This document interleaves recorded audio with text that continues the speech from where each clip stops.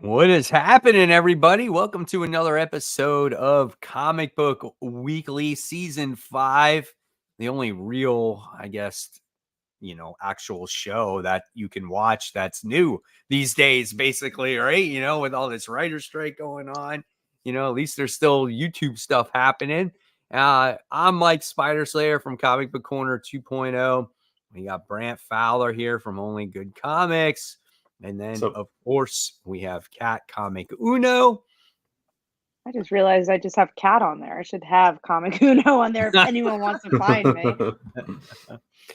So, guys, welcome to another episode. Hopefully, you'll enjoy today's show. We're going to be talking about, of course, those comic books. We're going to talk about the topic about, what's on your pull list, what's on our pull list. And, of course, we're going to dive into news first this week because for the first time in 3 freaking weeks, we finally got some news. I don't know how, but we do. Talk about, So hopefully you guys will be able to chime in here and, give us your opinions on some of this new stuff. And I forgot about the Kite Man trailer. Not that I'm looking forward to it, though. I feel like if you don't watch Harley, the trailer is not going to do much for you. I think it's very much for people who watch Harley Quinn. But we'll talk about it. So we are talking about news first. So let's get into it. I tried changing my name. It'll have to happen next week. I don't know how to change it when you're in there. You have to go out and come back in. Yeah, that's not worth it. So next time, you guys know I'm at Comic Uno. If you guys have any questions, I'll put it in the chat. But let's get into that Kite Man trailer. So I like Harley a lot. I enjoy it. This is a spinoff of that show. Hopefully that means maybe we'll get more Harley Quinn. It's so much like the show. I don't know if there's much else to say besides that. There seems to be new characters. He's dating Golden Glider, so it looks like a continuation of that. I'm looking forward to it, but I don't know if that's the place to start if you've never watched Harley Quinn. Gotcha. I watched like season 1 of Harley Quinn. I never got back to it. Season 2 gets so much better. I do remember, Kite Man, so. He was a big part. He was a very big part in season 1. He kind of is still in the show, but now I guess they were setting up for that spinoff. He's not even in this season that was currently on. All right, let's get into the other trailer that came out, which is the trailer that we all saw, Aquaman. We were teasing it last week because we literally got a teaser. And, I didn't love the first Aquaman movie, so I wasn't like excited for this trailer, but I think it looked fun.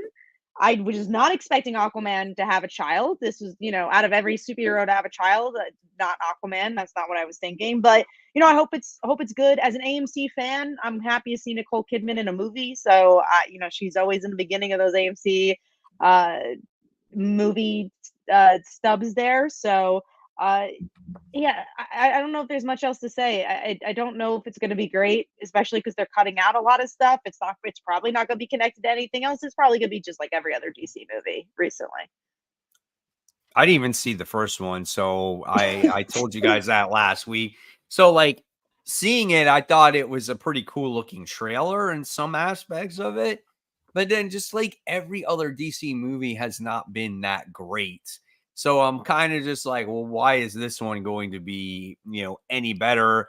And same thing, being that the new DCU is by James Gunn, this really doesn't have anything connected, I think, going forward, right? It's just going to be, okay, this is like one of the last movies you'll see from this run of DC movies. They said maybe Aquaman will have its own universe of some sort, but I feel like they've been saying that about every movie. They're like, yeah, Blue Beetle, he's going to be connected. Don't worry. It's like, all right, we'll see if they are or if they're not. Like, honestly, I just want like a straightforward type movie if they're not going to be connected. Yeah, and they're probably banking on they're seeing how they do before they decide that. But I like the first Aquaman movie. I thought it was pretty good. It's like one of the better DC movies for me. So this one, the trailer looked really cool.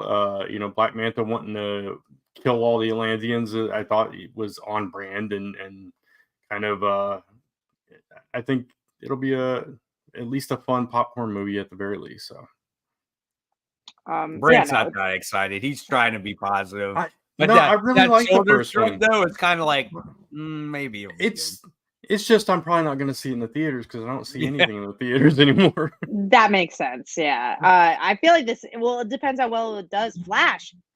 It took a while to get on HBO Max, and they had Yeah. they expectations for that movie were very high, and it did not make the money it thought it was gonna make. So they tried That's because it something. wasn't good.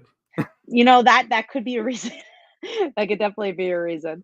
All right, moving on to the next thing, which is Miss Marvel season 2. We're talking about movies, so the season 2 of the show is all depends on how the Marvels does, which I find satisfying because I feel like Marvel has pushed so much stuff before they knew if it was going to be good or not. So I was like, all right, yeah, maybe you should wait. And who the hell knows how Marvel's is going to do? I don't know. I don't feel like it's a movie that people are particularly very excited about. I don't remember the last time people have been excited for an MCU movie since maybe Spider-Man. I don't, a lot of them has let us down. So we'll see. I mean, I'm going to see the movie, but I don't know if we're getting a Miss Marvel season 2.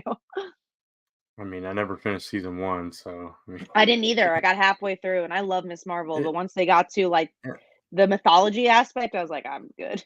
exactly. That's where I cut off too. It's I don't know. It just wasn't. It didn't have the same vibe as the comic for me. No disrespect to the actors or anything like that. It just yeah. I watched the whole season and I Did you? didn't mind it. Yeah, I thought it was a good like family show, because I watched it with my whole family. I don't Yeah. want to say it was the best thing that I ever watched, but it wasn't horrible. And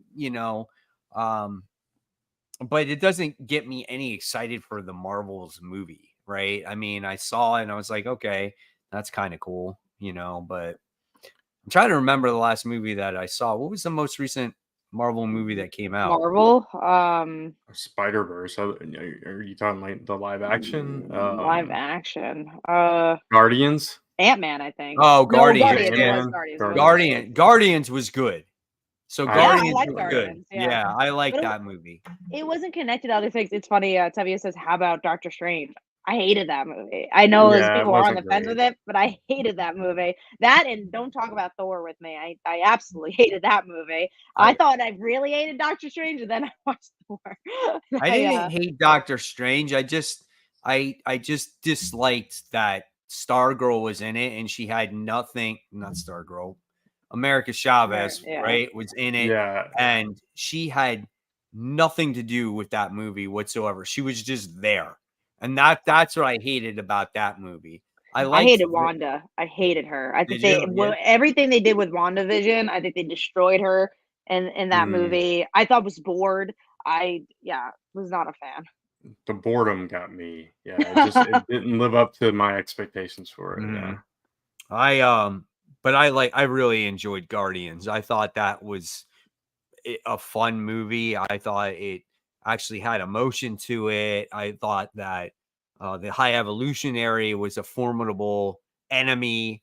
I really like that movie. Guardians is good. I actually I went to usually me and Phil only go see those movies because no one else who has the AMC stuff wants to go see the Marvel movies except they'll probably go see DC every once in a while. But his sister came along for Guardians and she doesn't usually like Marvel and she enjoyed Guardians. So I think she's definitely a harsh critic when it comes to Marvel. So I think if that says anything, and I had a good time with Guardians too. I remember being like, oh, that was a fun time at the movies. I liked it. Like I said, I haven't seen the latest Guardians yet, but Guardians is an anomaly. It's just because it can be its own thing. James It's Gunn, too. connected. Yeah, that too. But I mean, it's Exactly. connected, but at the same time, you could just enjoy that without knowing anything else. If you No, get some for sure. time, watch it on Disney Plus or whatever. Oh, I yeah. mean, that's what I did too. Yeah, it's just one of those Lisa and I together things. So when we do watch something, we got to choose. So next time is her choice, and she's chosen Barbie, so I have to watch it. I'm excited for you to watch Barbie. The next Yeah. movie I'm going to see is with my son. We're going to see The Exorcist. Oh, you're gonna see Oh. Exorcist? I thought I was gonna say Craven. Okay. That's coming out. Exorcist. I've never seen the original Exorcist. I love horror movies, and I'm Really? seeing a new horror movie of this like Indian girl horror movie that comes out this week that I'm very excited for. But The Exorcist was one I never could get into. Wow. Yeah, could do that. this new one looks freaking creepy as all hell. And then I went to Halloween Horror Nights and they had the Exorcist house there. Oh my gosh. That was insane, that house. I mean, it was the scariest, creepiest, most intense house out of all 10 houses that I went in. And oh man, it made me want to see the movie even more after I got done with the house. So I'm looking forward to it. We're gonna go the same night. My daughter's got tickets to go see Taylor Swift in the movie theater. Oh man, So she's that going was with such my a wife. jip. I Oh, was so upset with that one. I couldn't use my AMC stubs. They forced you to pay, so I didn't go. I was like, no. The only movie you could go IMAX. You could do anything you want. I'm like, oh, I want to go see Taylor Swift. That'd be fun. And I was like, I'm gonna pay. No. Bye, Taylor Swift. See you on Disney Plus. I gotta pay for one movie ever. No, I'm not doing it. I pay $25 a month, so I don't have to pay for any movies. Oh, It's not really a movie; it's a concert. doesn't matter. It's in the AMC. I don't care what's no. She got enough money. I love you, Taylor, but no. I don't need the experience of that. But I'm glad that your daughter is going to see Taylor Cat's the real anti-hero. Yeah. Exactly. I'm Midnight's right here. We also no, got tickets to go see her in concert in Miami too. You got tickets to go see her? Nice. You're Yeah. so lucky. We You better be happy. we got selected through the that pre-register thing. Oh, Like we got wow. selected for that, and then we wound That's up cool. signing in, and we were like something like, I don't know, 10,000th in line, and we wound up getting the tickets. So I was like, oh Wow. yeah, this is great. $2,300 later, but hey, we're good to go. But you also Yeah. probably got so much cheaper than other people because so many Oh, people did like the sure. StubHub, Yeah. like through Ticketmaster. Yeah. It was bad, No, not you're that paying bad. Ticketmaster prices. That's what you're doing. Yeah, you're not So paying the thousands I've heard some people because I wanted to so see this Eras tour. I love Taylor. I love music. I love concerts, and Phil has never been to a concert. So I was like, I want to take you to Taylor because you've never been to a concert before. And he likes Taylor Swift. He doesn't like music, but he likes Taylor Swift. So I'm like, we're gonna go. I could not get these freaking tickets for the life of me, and I was like, I'm not spending thousands of dollars to go see Taylor Swift. And I was like, I'll see her in the yeah. AMC. I was like, I'm not spending $20 to see her on the AMC. We'll wait for Disney Plus. But so she didn't have the concert in Florida yet?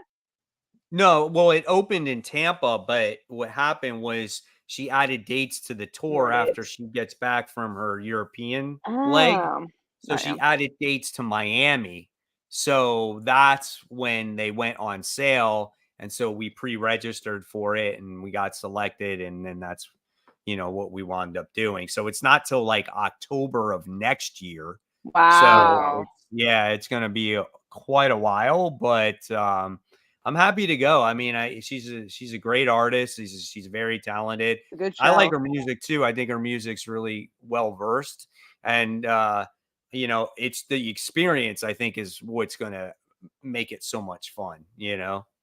I have a couple of friends who went and said it was just like unbelievable. Yeah, I had a friend who was like in the nosebleeds, and she said it was like, oh my god, it was just such. And she's like a semi Taylor fan. She went because of like her friends, and she's like, oh my god, it was so good. Clay Adams, our friend Brad, he went to the show and he said it was great too. And like a lot of the fans, they'll bring like bracelets and they'll like trade bracelets with each other. Yeah, And the whole thing. my daughter's been making bracelets like every day. She's That's so already got like exciting. 20 of them. Yeah. Well, I'm excited for you to go. That's gonna be a lot of fun, and I'm glad she's going to see. So she's gonna spoil it though for the AMC version. Well, she wants to see it, and she's already watched like she watched the clips. previous tour on Netflix, and then she's already seen it on YouTube, and Yeah. so now she wants to see it in the movie theater. All her dance friends are going, so they're all making this big thing. I didn't even connect the dots with the dance because like the Yeah. dance is probably the choreography for those shows are probably freaking crazy. And then going to see it live is a completely different monster. Yeah, for sure. Well, that was our music talk. I hope you guys enjoyed it. And going back to it, Brett, I hope you enjoyed Barbie because guess what? We didn't talk about it, but it did pretty well, that movie. I you know. It's did like it? the best movie ever. It's so Yeah, stupid. right. It's like, oh my god. And you guys were When I like, saw no that one's news, I gonna was go like- see it. I knew it was going to go one or two ways. It was going to be either really good or really bad. I just didn't yeah, expect it to be that big. You know, I I know. did. I knew It it passed was. Mario. It's It freaking passed Barbie. Spider-Verse. Yeah, it passed everything, right? It's Yeah. like the most grossing It's the movie of biggest all time or movie. something. It's crazy. crazy. I'm happy. I'll say like it's not my favorite movie of the year, but I enjoyed it. And I enjoyed the hype over it. And it's in my top 10. All right, let's get into comics. That was our media talk. I hope you enjoyed it, Taylor Swift and all. Let's get into some actually news pieces that were announced today because they're prepping for New York Comic Con. So there's a couple of Marvel news pieces. First, I don't even think you guys saw this because I just recently saw it, but Marvel announces the resurrection of Magneto. Damn, I didn't even know he That died. took a long time. I didn't even know he died. When did he You die? didn't know he died? Exactly. When did he die? Supposedly. Oh, you didn't know he X-Men died Red. either? What, in the Fall of X thing? No, it was in that whole judgment thing, whatever that was. With the Oh, Eternal that's thing. right. He did sacrificed die during himself. that. Yeah. And then wasn't he held together by something for a little bit? Oh yeah, for a little bit. It was like such a quiet moment that happened in like X-Men Red, so I don't remember everything about it. But You're like, I do know he you're like, died. He yeah, the sacrificed acts, himself. Yeah. you're like in the acts of judgment, like the worst Yeah. X-Men / event Right. ever, you know? Right. That's why I forgot. Exactly. Right. But also, it just shows So like how many people are freaking dying in comics. Like I think 10 years ago we thought it was so many comic characters dying, but now there's so many that you lose track of who's dead. Like I don't. That's pretty bad. I remember the times like obviously Wolverine dying and all that, where it's like, oh, he comes back in a few months. Now Miss Marvel comes back in a month. Moon Knight's dead. Magneto's dead. He's coming back. It's like, whoa, okay, slow down. Ms. Marvel was back in like a week. Yeah, I don't even know if she made a month. So Magneto died in like issues 5 and 7, I think. Issue 15 came out this week. And at least it's been a couple of months. It's been a couple of months. Yeah, a couple of months, but not very long. Yeah, Marvel used to have a policy of 1 death per quarter. I don't think that happens anymore. I literally can't keep track. Moon Knight per quarter is dying week. also. That's right, because we have a topic on that because we have the new Moon Knight, like an image of the new Moon Knight coming. Yeah, well, let's talk about that. So Moon Knight is dead, but there's a new Moon Knight coming out. I kind of at least like that, and I don't know how long it'll last, but maybe with a Moon Knight character, they're not, Wolverine, they're not Jean Grey. Jean Grey used to be dead for a long time, but they're not. Maybe they'll last a little longer. I mean, we'll see, because Moon Knight's died before. I mean, that's how he became Moon Knight, was dying in the first place. But at least it's like I was saying that the series was getting a little tired. So revamping it, new character, at least it's something new. So we'll see how that goes. My guess is it's going to be that Hunter's Moon character, Mike, if you're familiar at all. Yeah, I remember. Yeah. We'll see. I mean, the image looked cool. That's all I could say there, But Jed McKay is still writing it. Who knows? Yeah. Yeah, but like you said, there's so many deaths. It's not even funny, and they die so quickly, and then they come back the same book or the very next book, and it's frustrating. It very much is frustrating. Tevia asks if this is like Punisher. I guess kind of way, but Punisher is not dead. They're just replacing him. And Punisher's in a different place. Yeah. Yeah. I honestly really like the last volume of Punisher. And it makes me excited for the next one. That the next one's actually the biggest problem with all these deaths is that it feels like continuity is not real, and it like no story matters and there's no consequences. With Punisher, the reason I like that there's a new Punisher is that it follows the 12 issues of setup that the last volume had, so it feels like there's continuity. It feels like there's story. Well, that's why I like the Fall of X right now. Mainly the main book out of all of them. Because it's like, at first it was like, okay, we have the mutants, they're partying hard, there's nothing's at stake, and Orcus finally ruined their day. You know what I'm saying? And now people died left and right, and you finally get to feel that desperation that you as the reader have been wanting for all this time since the Krakoan age. and that's what I like about the Fall of X, and that's what these comics need. They need some kind of things that create stakes, and that's what a lot of these comics are missing. It's just like nothing means anything anymore. At least this means something for right now, in the short term. For right now. I'm surprised that people are surprised that like new people are being these characters though, because this is like a Marvel. They do this every so often, every few years. They just replace all their characters. So, they even have events about it. Yeah. Yeah, I'm not completely surprised by it either. Let's go to the next comment or the next thing here. Mike, you want to talk about Batman Scooby-Doo Mysteries returning, and it's an ongoing book now. Good. I mean, we need books like this. I mean, this is like more of an all ages book. You can have adults read this. You can have the teenagers read this. Kids read this. Parents read this to their kids. And that's what we don't have. We don't have that anymore. I most recently did a video on my channel about prices of comic books, and we talked about it here.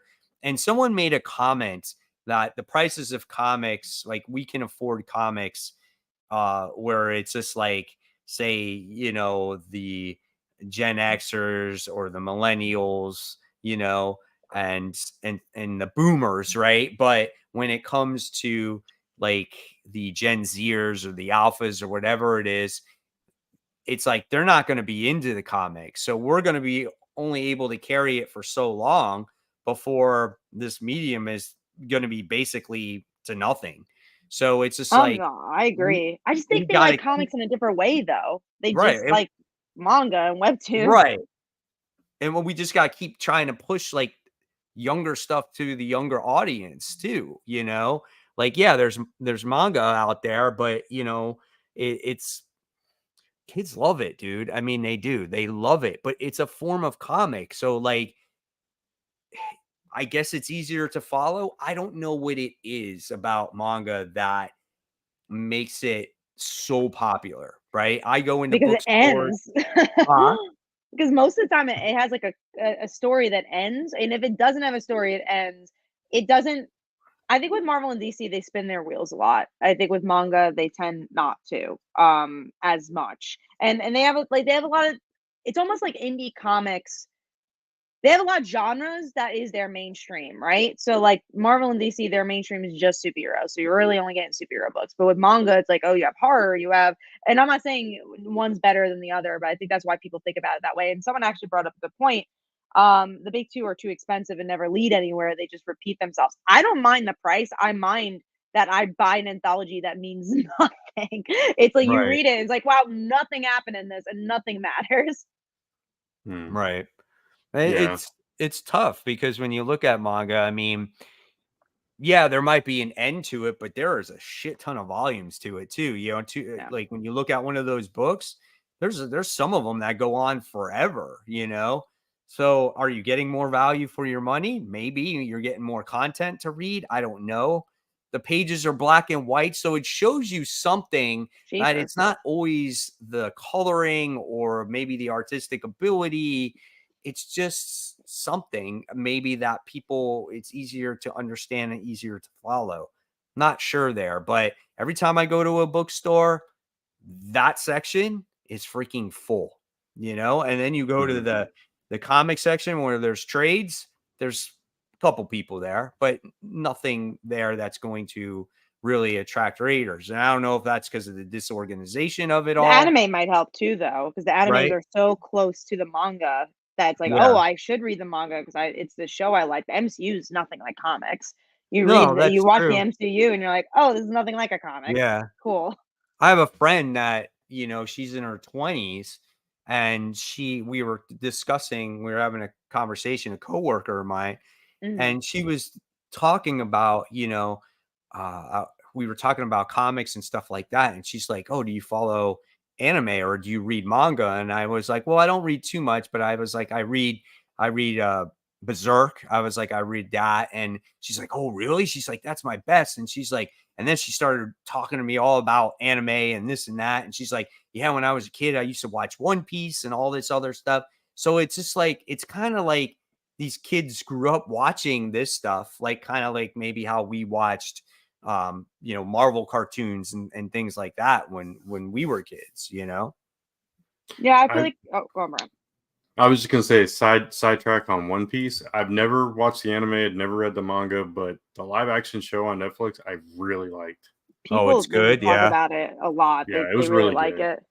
I was just gonna say I feel like I was on the cusp of the anime stuff because like I obviously grew up with Batman the Anime series. I grew up with X-Men Evolution and those shows, but then also like in my childhood people really like Naruto and things like that, Dragon Mhm. Ball Yeah. Z, and I feel like I was on the cusp of the Gen Zers who really like anime, and obviously you guys Well, and me who kind of grew up with superhero shows. my brother is just a couple of years older than you, Kat. Hmm. He was like huge into all that Dragon Ball and Naruto and all that stuff. See, I watched Dragon Ball Z. I liked it. I like that. I watched Dragon Ball Z. I've dabbled in a little bit of anime, but it just never was my, cup Yeah, cup of tea. Like it never literally same. was like into it hardcore. I can Right, appreciate it. same. Like I've read manga before, especially like research for when I did Slice of Life, and Webtoon is very manga-ish. It's very anime. So I've read in that regard, but it's nothing like comics. I think the barrier with manga is that it is a foreign book. So it's like I don't know the industry as well. I don't, I just like, oh cool, I know this book, but I don't really feel like I know the insides and outs with comics. And obviously because we've been in it so long, I just feel like I just have more knowledge about it. And it's easier to Yeah. get knowledge, and at least maybe because I grew up with it. But I was like, oh, it's easier because there's also I feel like there's more involved in comics, but less involved. There's not many companies out there, so it's like I think it's pretty easy to get into comics, at least depending on the comics you want to get into. If you really do want to get into Spider-Man, you could just read an issue of Spider-Man and continue to read Spider-Man, and you'll get the gist. I think sometimes we make it Yeah. sound more complicated than it is, but you can pick up a random issue of Spider-Man, and after 5 issues, I you mean, probably will understand what's going on. that's how we all got into it, by reading Yeah. random issues of this or Yeah. that. So, Yeah, that's I what I mean, did. I think like I got random issues. I think my very first ones were like, Web of Spider-Man. And it was just like just read those. And I was like, oh, that's pretty cool. And I don't even remember if I remember reading the stories per se, maybe just looking at the pictures and mm, just flipping through them and like, oh man, this is great. And then slowly as I got older, followed it. agreeing. Yeah.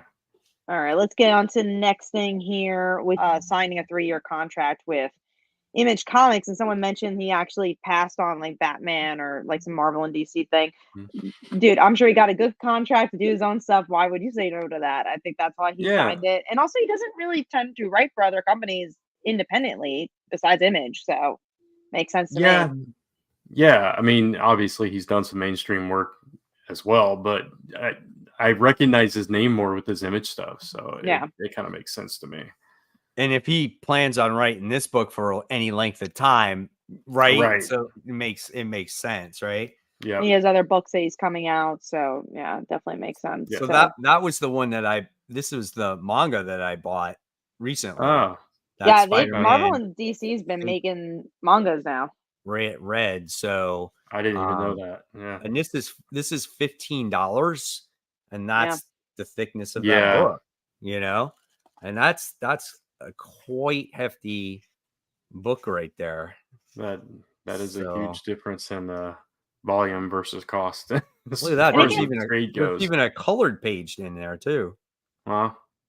So that's And maybe pretty a lot cool. happens in it. Maybe there's twists and turns one thing I definitely noticed, at least on Twitter, X, whatever. Look at that. You got Cindy who's actually doing something maybe in that comic, Yeah. unlike the actual comics where Cindy doesn't do anything.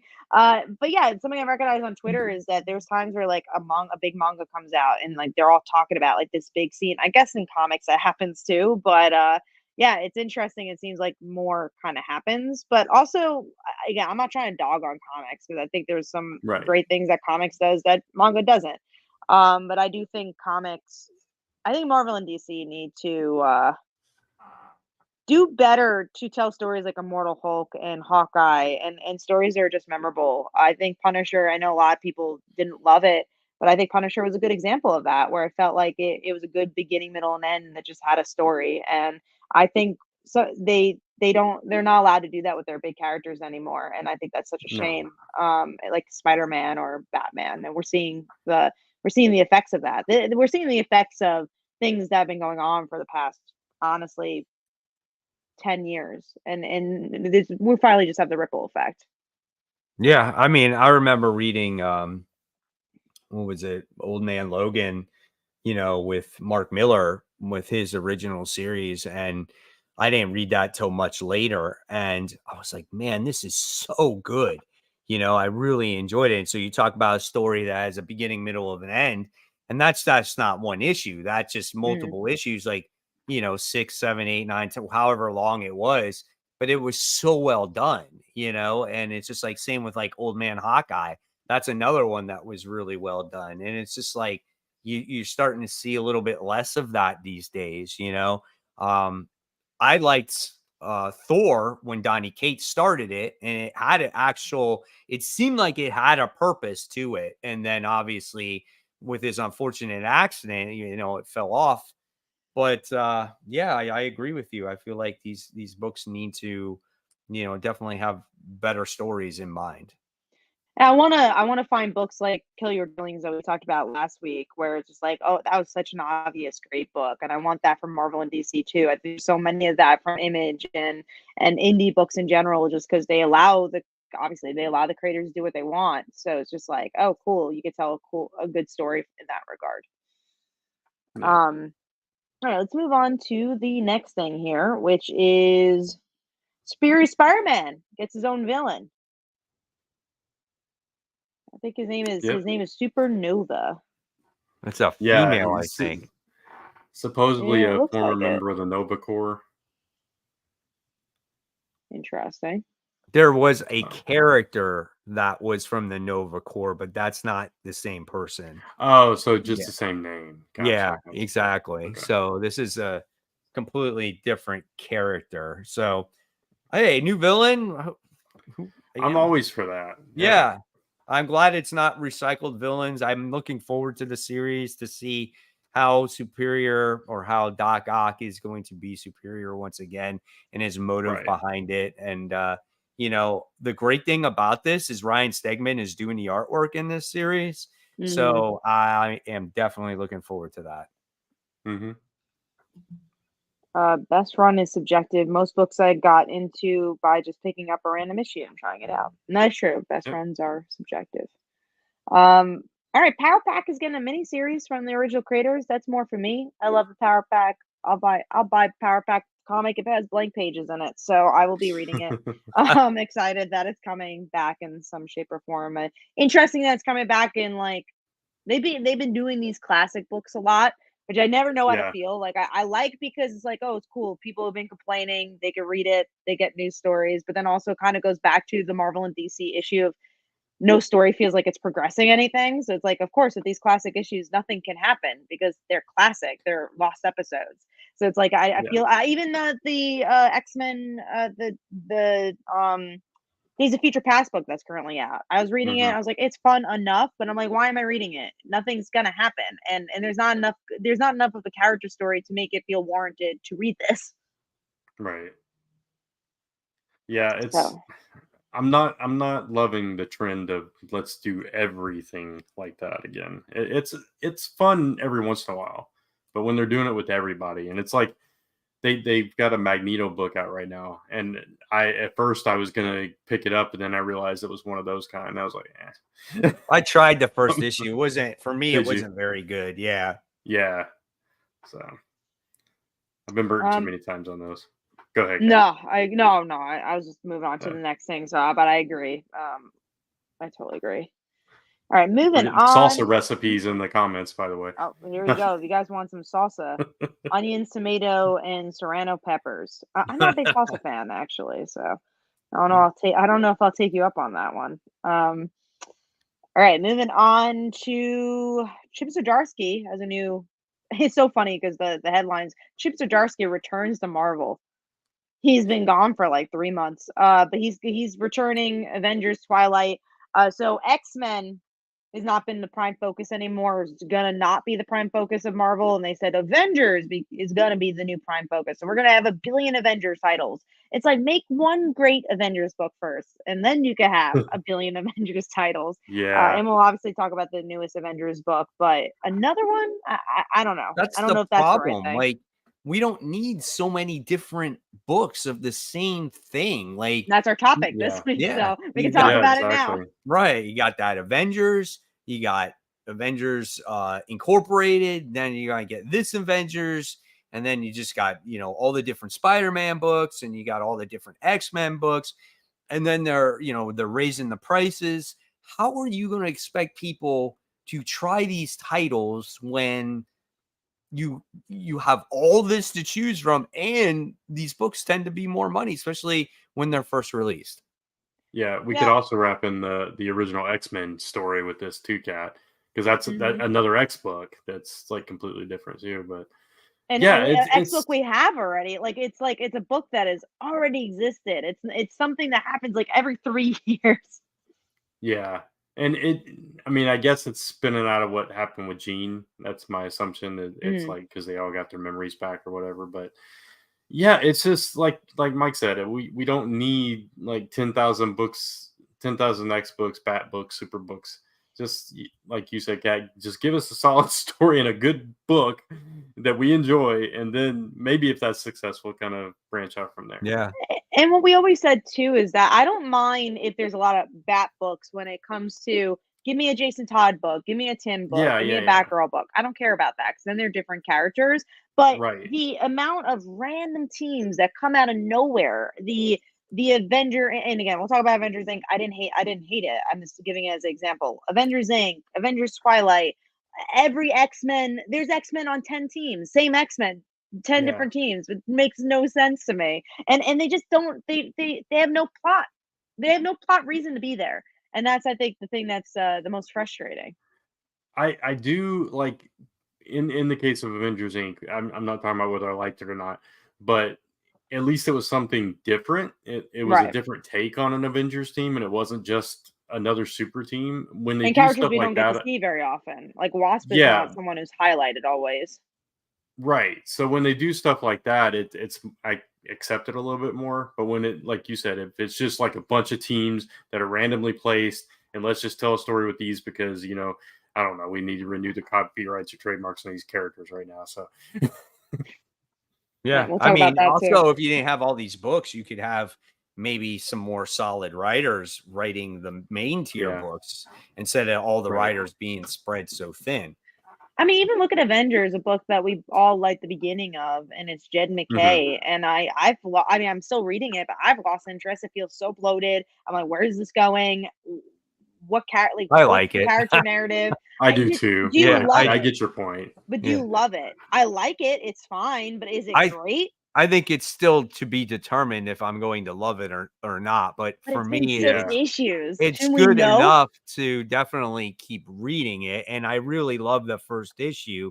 And I feel like Mhm. he has a story to tell here because Jed McKay, just like in the beginning when he wrote Black Cat, I wasn't the biggest fan of Black Cat the first couple issues. I'm like, what's he doing with Black Cat? Giving her some like little cronies and shit like that. But then as you give him time to develop the characters and flesh out the characters, he will write a good book. I mean, there's that's why he's probably on this Avengers book now because he did well with Black Cat. He did well with Taskmaster. He's doing very well with Moon Knight because so many people like the Moon Knight book. And now he's got this Avengers title. So I think he definitely has a story to tell here. I think it does too, but I do fear of the editorial situation where it's like, and I agree. Black Cat, I think I read that first issue and I dropped it until many volumes later, and I was like, oh wow, this is a great book. But it goes back to the Marvel and DC problem of you could tell me so much in one issue of Kill Your Darlings, and it's taking 6 issues and saying I still gotta wait. I still gotta wait another 10 issues to feel like where is this Mm. going? Well, And I think that's I a get shame. that point. Yeah, I get that point too, but I don't know. That may be just like different writing styles and stuff. Because Yeah, I think yeah, I was gonna Rainbow say that. does the Yeah. same thing. Sure. It takes a while. Yeah. So, but back to the whole thing of too many like all this stuff, and I would rather them like take more chances on like characters that we don't get to see often, like we talked about with Avengers Inc. and Julie stuff like that, Power. Give me a Power Pack current book. Yeah. And like it's interesting when they do give a chance to characters, they're always new characters. They always tend to be like, oh, here's Billy Bo, he's here to Billy stay. Bo. It's like that's Billy cool. Bo Don't from know down the you. road. And you know what? That's his power too. Is he's just a neighbor. But You no, need but Billy that's Bo, he appears on your street, just walking down, lending a yeah. helping hand. And then there's a cliffhanger where he actually walks down the street. It's really fun. But Captain America shows up in issue 2, so don't worry. Many people pick it up. But yeah, no, I think that's definitely an issue too. I want to see like Avengers Inc. I think a great example is like build. Let's use it as Avengers Inc. has a Wasp story, right? And then you find out in the story like Wasp has a whole nother story to tell. Ooh, spin-off, ongoing book. Why don't spin-offs exist? Why don't like stories that are built in other series launch other books? Like that's what used to happen. It used to happen, but it doesn't anymore. I mean, you did get like the limited series of the character, and then if it did well, then it would spin off and do its own book. Yeah. Like West Coast Avengers, or even the original Wolverine, Punisher back in the day. The original X-Force out of New Mutants. Yeah. Stuff like that. Because then people already like those characters and they already want that. Like I think Spider-Gwen's a great example of it. People read that event and they're like, "Whoa, I really like this character. I want to see more of her." And they're like, "Cool, we'll give you more." And that used to be the thing. It used to be like, "Oh yeah, tell us more if you like this character, and we'll bring him back." Runaways is kind of an example of that, where it's just like, "Oh, you told us you wanted these characters, sure, we'll bring them back." I want more of that. I want more stories that feel connected because that's the whole point of having a universe. The recent character to do that, it seems like it's Spider-Boy. Spider-Boy. Yeah. I was thinking of that. Yeah. And that's why he people are was excited for introduced in the Spider-Boy. series. Yep. He's been in there, sprinkled in there, and then he came through I don't know, one of the other books. He was in a story as well, and now he's getting his own book. So that's probably the only character that I can remember as of late that kind of did it the old school way. Mm-hmm. So I guess we should talk about like of all these multiple books of all these characters, what is on our pull list, since that is kind of like in our thumbnail. So which X books you picking up, Kat? I'm literally just reading X-Men, which is crazy. I know. I never thought I would. That's why I never knew I would say that, and I'm literally only picking up X-Men because Kitty's in it now, and I was like, oh, this is good. Like I'm reading it, I'm enjoying it. But every other X-Men book, I'm not even reading any of the solo books. I think I'm literally just reading X-Men. I'm reading more than I should because I'm not enjoying them all. I'm still reading X-Men, X-Men Red, Immortal, and I actually read the first 2 issues of Iceman. Oh my God, you read a second issue of that? Wow. Oh, wow. I didn't hate the first issue, so I was like, well, maybe it gets better. Spoiler alert, it doesn't. But it's just there. It's not really serving a big purpose, that book. So I read all of those Fall of X things, the first ones, and I think now I'm gonna stick with regular X-Men. I think I'm gonna drop all of them because the second issues weren't that great to me.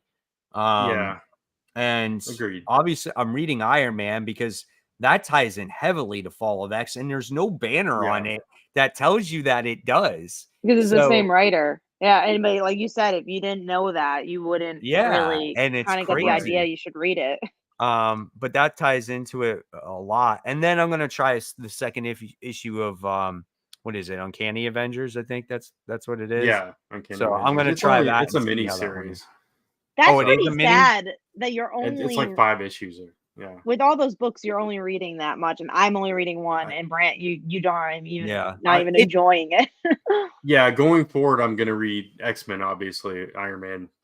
But I'm gonna try Uncanny Spider-Man, which I mean, I'm reading that love tomorrow. Magneto, Yeah. So, but who knows how long? I mean, hopefully it's good and it lasts on our pull list. But I think I'm done with Immortal and Red. So yeah, go ahead, Mike. definitely Red. I didn't like issue 1 of that.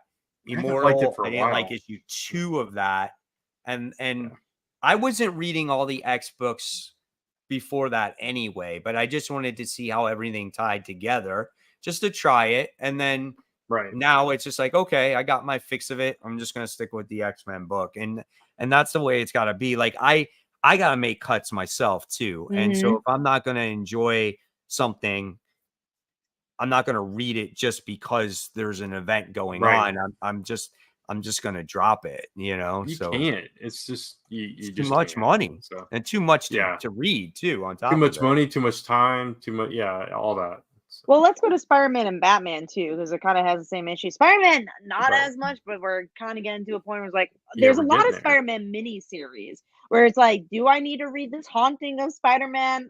I don't know. I didn't read Spine-tingling thing. I didn't read that. I read it. I was like, no, I'm good. And so it seems like I didn't miss anything. I got halfway through it and I'm like, this sucks. Yeah, exactly. You kind of saw it coming too, because it's just like, oh, it's a horror book, and Spider-Man does that a lot, where it's like, here's an action Spider-Man book. I'm like, okay, I read Spider-Man, that's enough. And then you had the Dan Slott one, which kind of had a premise, so you're like, okay, yeah, it's Dan Slott returning and he's doing something with. And honestly, I dropped that halfway through and then picked it up again with Spider-Boy, and then I'll pick up Spider-Boy, I'll pick up Uncanny Spider-Man, I'll pick up anything that's a little different. And the only one I'm promising I will stay with is Amazing Spider-Man, because that's the only one I need to stay with. Exactly.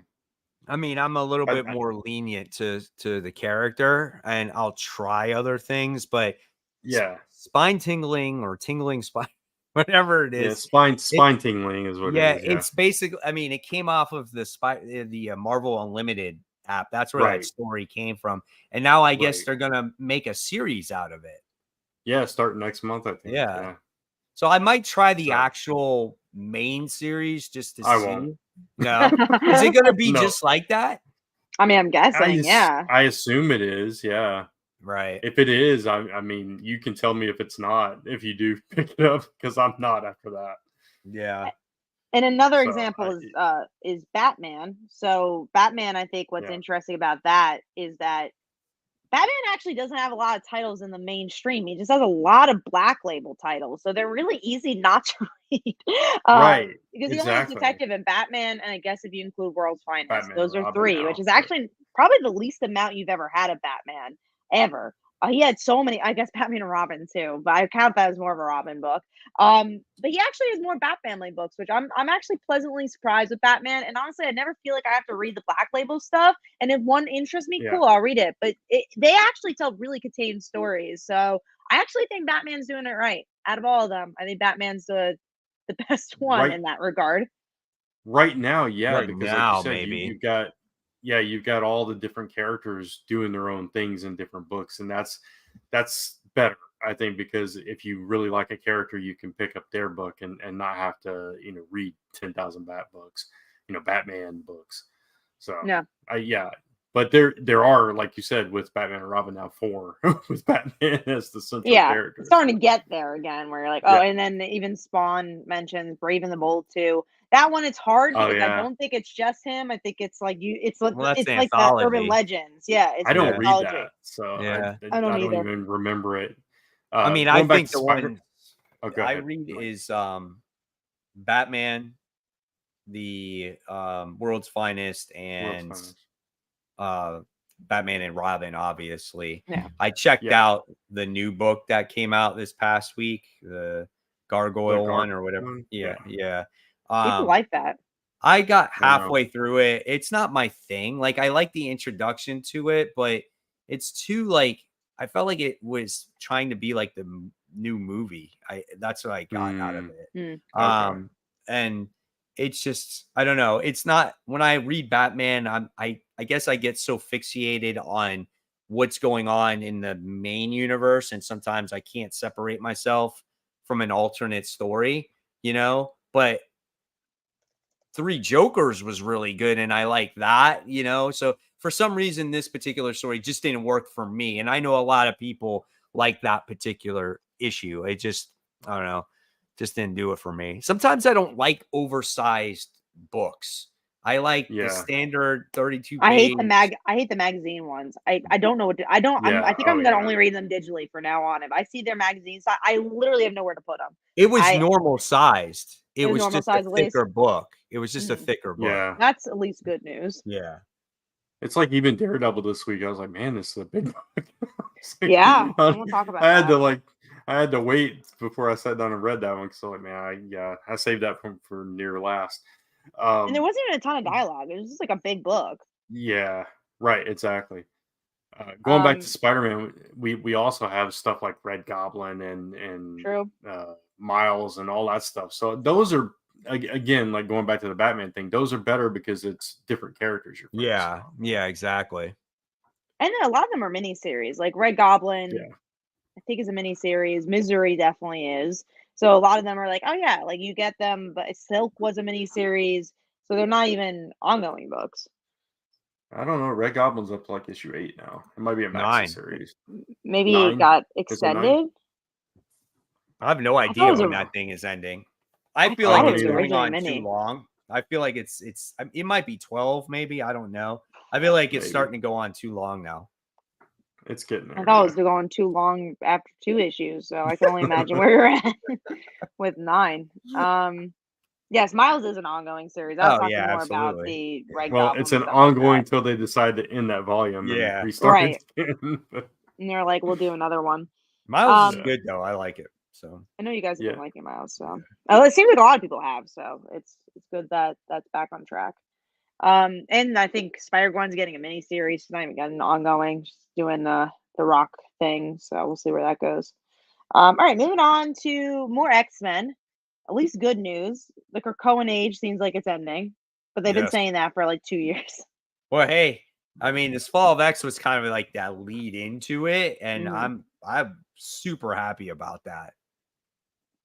Yeah, it sounded like a neat idea when they introduced it, but then it got really boring really fast. Well, if nobody can die, there's no repercussions, there's nothing. Yeah, exactly. And you have all these bad guy mutants that are no longer really bad because all the mutants are working together on Krakoa, I mean, yes, you had your strays out there, right? And there were certain ones that veered off, but for the most part, there was a lot of characters that you would like to see as just strictly, the bad guy again, Yeah. Also, I think if they had focused more on like how they're received in the greater world and how they become this powerful nation and how that affected the greater Marvel universe instead of just a bunch of political drama within the X books, it might have been better.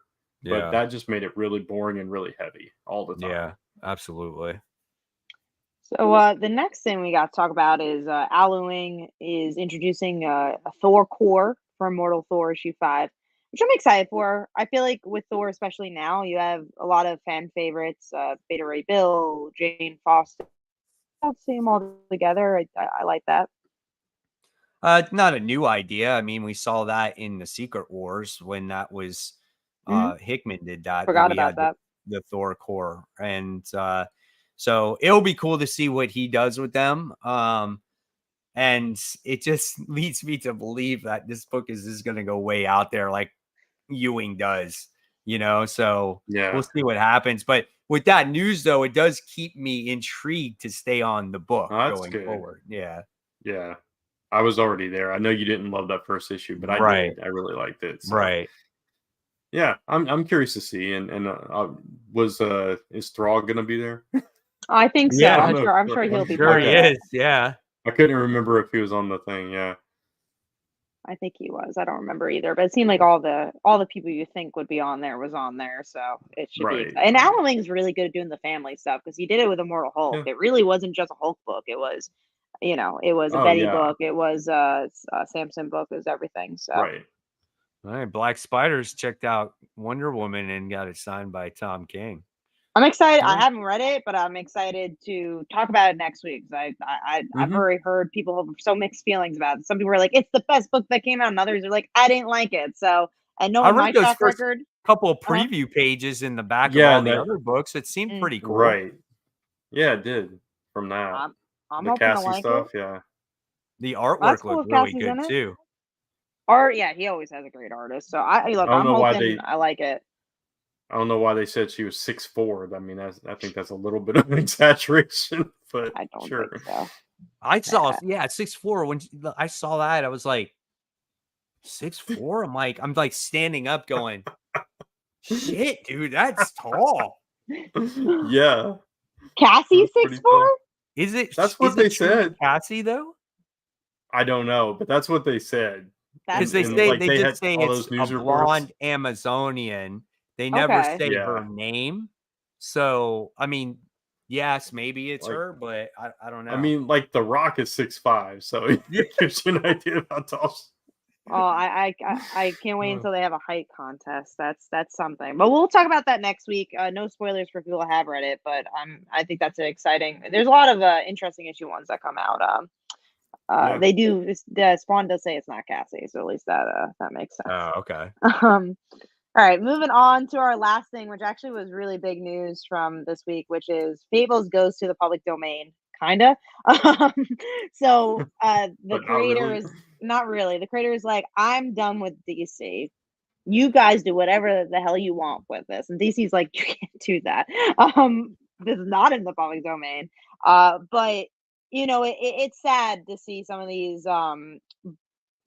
more Vertigo books be so tight knit to DC and them have so much ownership and be a little greedy, because obviously we've been seeing that with Watchmen for a really long time, but to see it still happening with some of these more modern books. But I think that's a shame that there wasn't more of a 50-50 partnership when it came to that. But at the same time, they signed those deals, so it's Yeah, like, no, that's true too. I don't know. I don't, And but they got the whole, fame because of DC, right? They got the yeah, clout because of DC. right. But the absurdity of claiming your characters are public domain when you know they're at least co-owned by another entity is just okay, sure. But it's a complicated situation. I don't even want to try to navigate that. But I saw that, I was like, man, okay, Just don't make that's any weird. books about Fables, guys. Like, don't But go yeah, into that. don't. Which is weird because they're all based on public domain characters to begin Sure. with. You can make a Snow White book, just don't make the what's this kid, Bigsby? Just don't make him Right. into a character. Exactly. I never that even is- By read. I DC. never read Fable, so I don't even. I didn't have anything either. to say this. I've read like 2 issues Yeah. of it. Yeah, I'm not too connected think- to it. When it came back, I might have read the first issue just to see if I'd be completely lost, which I was. So. Yeah. I think so too. I think I read that too. What's the deal with the Fables creator? Did he do something wrong? I mean, I don't think he did anything wrong. He just said a thing he thought, and DC's like, nah, that's not true, and that's it. I don't know if he did anything wrong. I think he's just fed up, and he's like, Yeah. oh, I think it was exactly. It was out of frustration and just, yeah. So, I thought you were talking about the video game. See, I also was a little confused with that too. So if Fables that did somehow become public domain, what happens to the video game rights? It's very interesting. But again, like you said, it's also very ironic because they are based on public domain characters already. So if you really wanted to do something with Fables, you kind of already are by just use a public domain character. That's what the book's about. yeah. Maybe that's why public domain's on the forefront of his mind. Because he used them. Yeah.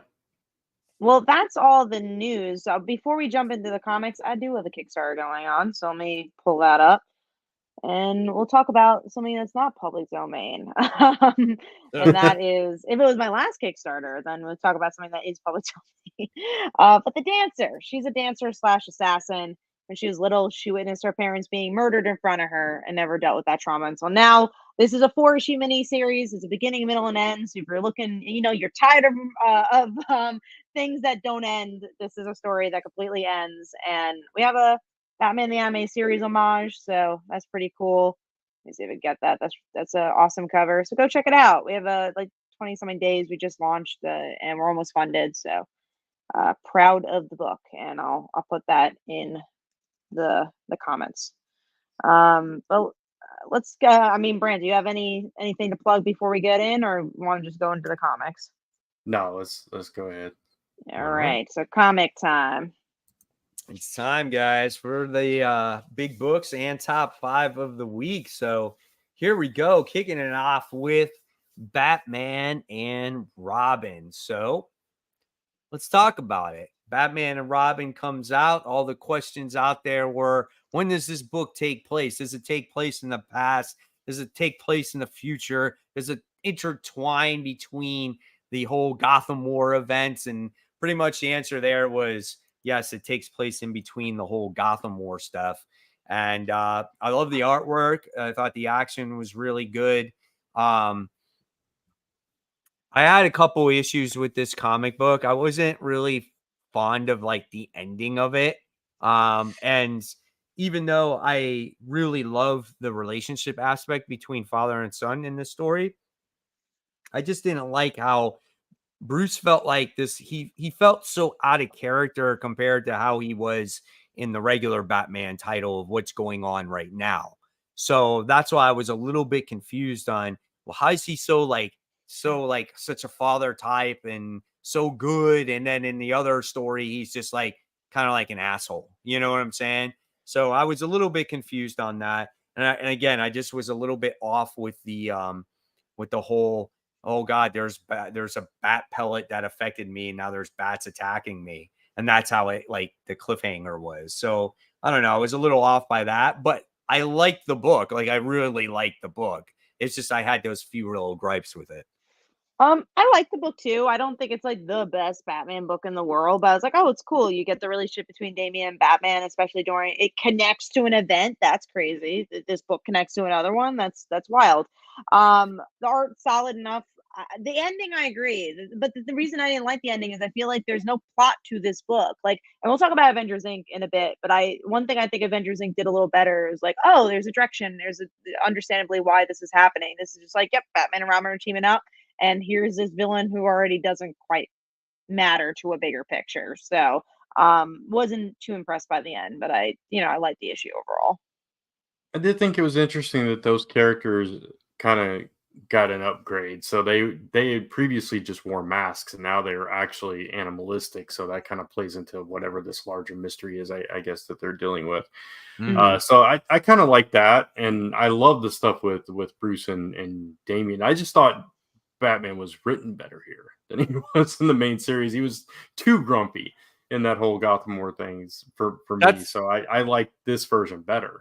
I agree, but I think when you write it though, I feel like you got to be consistent. Like, it's just right. It's like if he's gonna be a certain way, and if this like connects into the story, because it definitely does. It's mentioned here, right, that all the other Bat family is against him except Damian. You would think that he's a little bit more on edge, and he's just not at all in this comic book. He's trying to be that father type, which in all reality is absolutely fine if there wasn't an event going on, right? The event is pretty much ignored altogether in this comic. So it isn't though. They do reference it. They do reference reference it, it, yes, but the actions that take place in it is nothing, basically. Yeah, it has no ties to it. Yeah, right. I agree with that. But and I mean, oh, go ahead. Sorry, I just in my evaluation of this book, like, I graded it a B. I really liked it. It's just the ending kind of fizzled out in those little things there, like I said. I did feel like it ended abruptly, but at the same time, it left me, wanting to read the next issue. So it did its job in that regard. So gotcha, totally gotcha. All right, cool. All right, so here's Avengers Incorporated, issue 1. I feel like this book has a pretty decent story for me, though. It wasn't for me. It was too slow for me. I think if you like Janet, I think you might like this. If you like mysteries, if you like investigations, I think you might like this, but there was just not enough for me to grab my attention here. It just kept going and going. And I've almost like fell asleep reading this book. It was that slow for me. And I just felt like that, I just wanted something more. It just didn't entertain me. It's just not my, I guess, real cup of tea. I like mystery comics, but sometimes they got to do a little bit more than sit around the desk and talking to each other the whole time.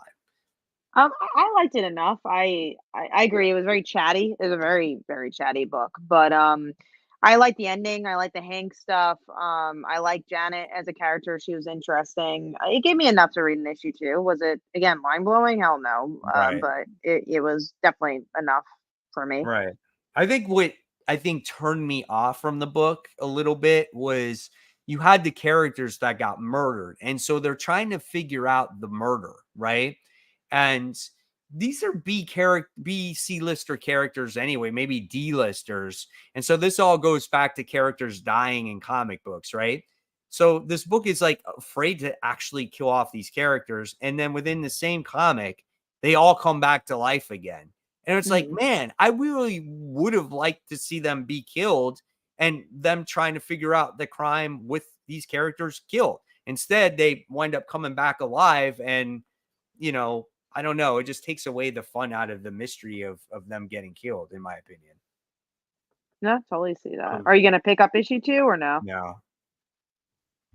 I will pick up issue two. I wasn't all that impressed with it. I love Janet, and I liked that it picked up threads from the previous, her mini series that she had with Whirlwind and everything. And I like the I know Vision is coming in the next issue, I think.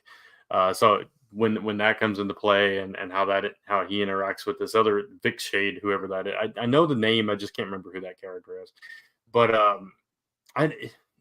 I appreciated what they were going for in this book, like trying to make it more like a crime noir kind of thing with the narration. Right. It felt more like a detective story, but I don't know. I felt like they forced that element a little bit for me. So hopefully, going forward, hopefully the next issue is better and it gives me that vibe. But right now it's like, I'm kind of on the fence with it. But I do, again, appreciate the direction that they went with it, doing something different, completely different with it, and highlighting these characters, like you said earlier, Kat, that we don't get to see that often. So, gotcha. Don says, it feels like Comic Book Weekly has been on for more than 5 seasons. This version of Comic Book Weekly has been 5 seasons. Yeah. This particular, Comic Book Weekly under that name. Yeah. A comment here that we wound up getting is it's like CSI, a case solved with a bigger case going on. Yeah, I mean, I can agree with that for sure. And if you're into this type of stuff, like this mystery element, that this might be exactly the book for you. So just not for me. I like that it was a different book. That's something I will give the compliment to, is that it felt different than other Marvel books. So kudos to Marvel on that. Right. Okay, so let's talk about the second issue to the Cole. In this issue, we wind up getting the cast of kids here going through the cave into like this. I guess they say it's a bridge between worlds, right? It's like there's all these other different places that they can end up, and they're trying to figure out where they're at, where to go. They had to make a decision of a group if they were going to go in the first place to go find, what's her name? Clea's little brother. I think that's her name. Yeah, I can't remember. Yeah, I think that's what it is. I think so. But then what happens is you find out that this seems like a place where it's messing with their maybe desires and hopes by the time you wind up getting to the end of this issue, because they all wind up living like these weird fantasies, which was quite interesting. And when I got to the end of this comic book, I'm like, oh, are these kids a little older than I think they are? Because I thought they were like more like 15 or 14, and there's sex going on in this comic book. So I'm like, oh, is they're maybe much older than I thought they were. They didn't strike. They never said the age. I don't even know. Are they in high school? Are they in college? Yeah, I'm not sure. But You we'll can't. get the I answer. thought just the way that they're living with parents and stuff like that. Right. I thought they were just like, early to mid-teens. That's where I was guessing at here. I assumed like seniors to college. I don't know. I don't That know. would I make don't remember sense if they then. ever said. But so it didn't. Plus, they look older than 14 or 15 to me. But that could just be. I don't know. Who knows? Maybe they'll give her the age. They'll give the age at some point. I did think it was interesting that like that little creature grew up really fast, so time obviously works different in this place too, or at least maybe. Or maybe it's a different creature too. Right. And they'll never know their age because time works so differently. Maybe, yeah. Who knows? It's definitely interesting. Go ahead, Kat. No, I was just gonna say I like this issue, but I think the one thing that this book could be problematic with is that there's a lot of characters to kind of follow, and they really like tried telling everyone's story in one issue. So this one I was like, whoa, okay, who is this again? I just read that first issue. I don't remember who that is. Like, I think Paper Girls did a really good job at like every arc was a different character. So you're like, oh, I really know Erin really well. I really know Tiffany really well because they took their time for those characters, and I feel like this one was maybe a little bit too much was thrown at me, because I'm also learning about mythology. It just missed my top 5. I still like it, but I don't think it was as strong as the first issue. I really like this issue just because I like seeing the world a little bit more and what happened to them. And you were talking about maybe the creature that aged really fast. Maybe these kids went into there a little bit younger, and now they're growing up a little bit quicker inside, and maybe that's why they're going through certain situations that they're going through.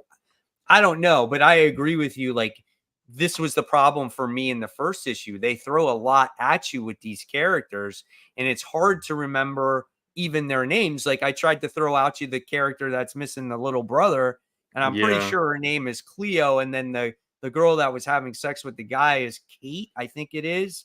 And the dude's name is I don't remember Will. any of their names. Right. And I think the guy's name is Will.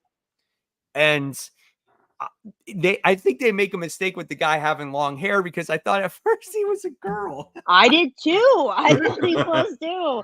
I wasn't sure, but maybe, I don't know. I wasn't sure about that either. I didn't remember the character. I thought he was a guy in the first issue. The second issue, I was getting a little confused who was who. But yeah, no, I totally get that. Like, I can't remember any of their names except for Cleo sounded a little familiar. So I was like, okay, yeah, maybe that's it. Yeah. And now that you say Will, that sounds right too. But... Yeah, no, that does sound. But also that could be a girl's name. So I wasn't sure when I was reading it. It's. I'm excited for the ride. But there's a lot already in 2 issues.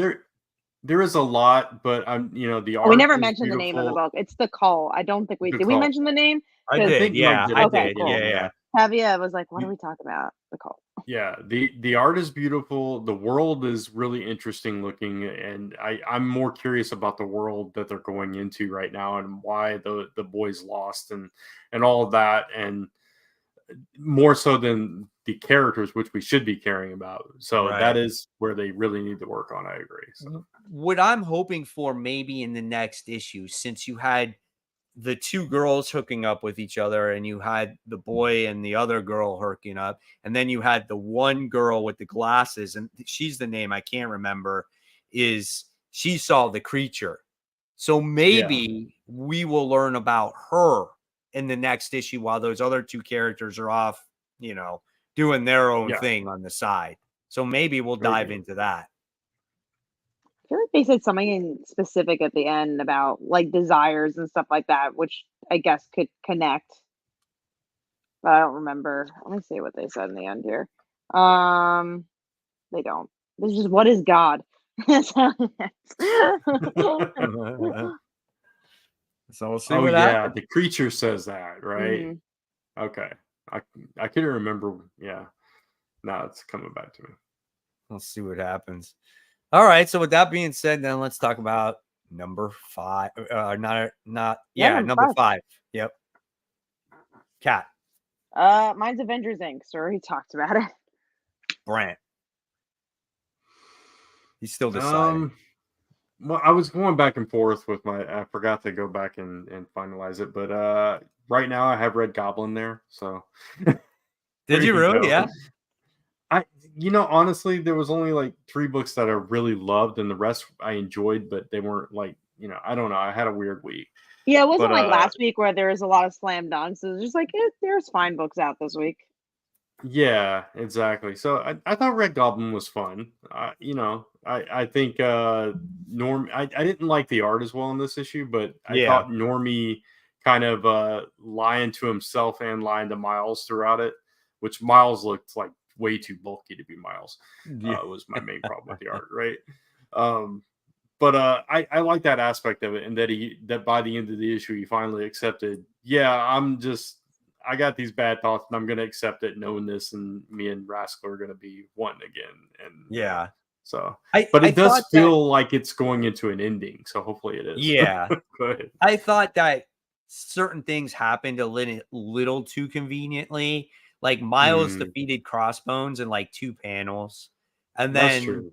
and then I would think that maybe this book would have ended with what's his name? Ulrich getting the symbiote, but it like half possesses him and then it goes right back to him within the same issue. I would love to see that end with that cliffhanger and then get that resolved in the next issue, but it didn't. And so I was just a little bit disappointed with that. Gotcha. No, I get that. So, but it's been an entertaining read, but it's funny. I like Misery way better than this one. See, I don't read that. I didn't even try the first issue. Yeah. I wish you did, because it's Misery. really, I think it's pretty good. Solid. Okay. All right. So I guess I gotta go do my number 5, right? And my number 5 was a book we already talked about also, was Batman and Robin. Wow. So, that low. Okay. Yeah, that low. All right, so let's go on to Daredevil issue 1. So I had no expectations for Daredevil, but I actually really liked this book. I thought the art was maybe not as nice as Chiquetto's artwork, but it was still very clean artwork, and it was definitely creepy at times. And the book is oversized, but I like how it did give, the book had room to breathe for Matt to kind of go back from, okay, I just was resurrected from priest to being like, something's urging me to wear this costume again, and kind of go back to Elektra and confront her. And she was being possessed and he had to do this exorcism on her. So I thought that was kind of cool, man. Overall, I actually really enjoyed this book, and it has me interested to see where this is going to go moving forward. I thought it was okay, but I think it's a lot of the same from the previous books. If you like the previous book, I think you'll like this. I'm surprised because I know you didn't love the previous one, but I think it's a lot of the same. I don't think I'm enough of a Daredevil fan to go forward. I'm Daredevil down.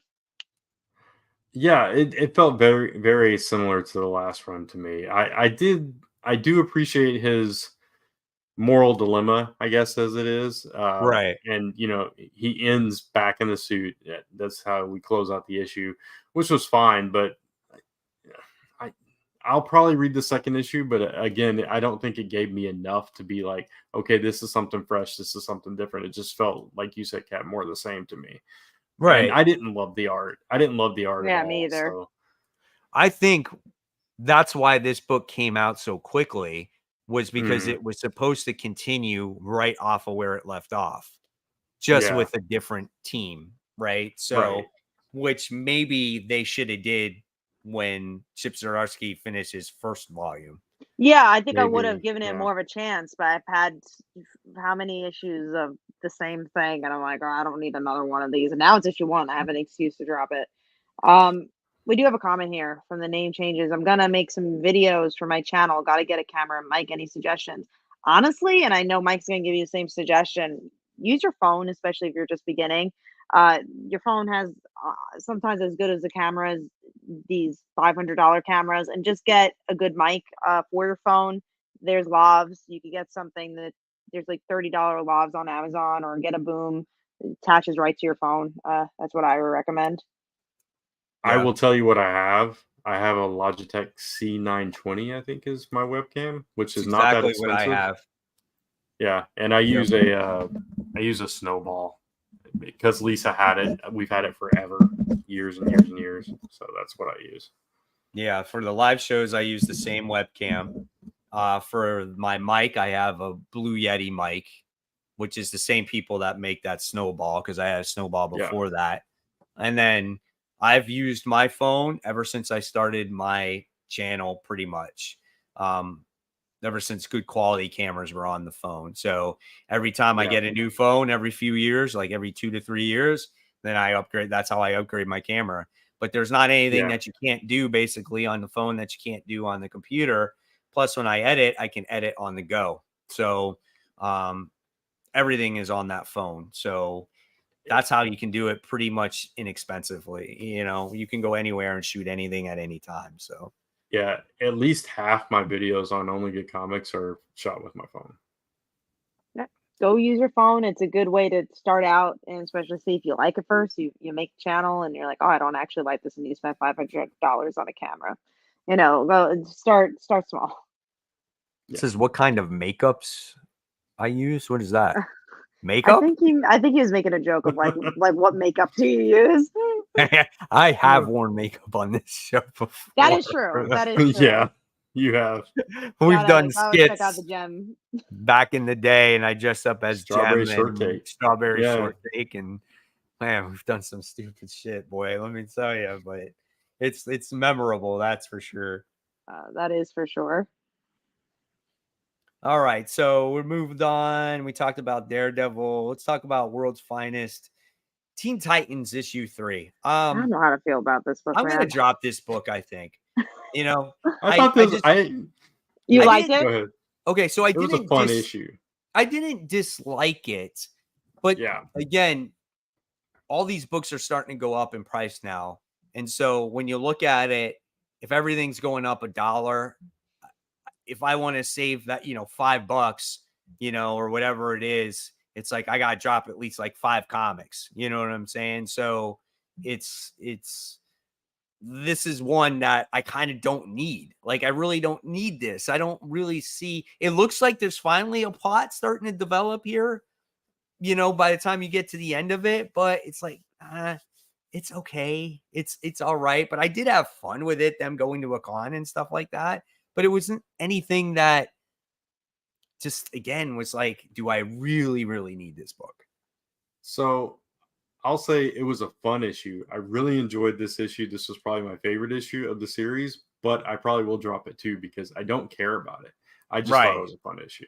It was a fun story. It's just all fluff. I don't like. I like these characters. I'm like, oh, I really want, and I like Mark Waid. I like the art, so it's hard to say I want to drop it, but there's just nothing. There's nothing there. I might keep it for a couple more issues just to see where it goes, but if there's a big week, that's the easy drop for me. It's just like, all right. Yeah, absolutely. Yeah. All right. So that ended that real quick. Let's move on to our number 4. Let me see. What was my number 4 this week? Oh, we already talked about this too. So Daredevil, actually. So yeah, I like this actually better than Batman, in my opinion. Brant, what was your number 4? Mine was Green Lantern, number 3. I could have done without the backup stories, but at least we did get those. Yeah, I actually read them. I don't know why, but I did. What was the brand? I'm sorry, I was reading a comment. The Green Lantern backup story, Green Lantern. Yeah, Green Lantern. I was talking about the backup stories in Green Lantern. The main story though was fine. It's again my 4 and 5 were just like they were okay books, but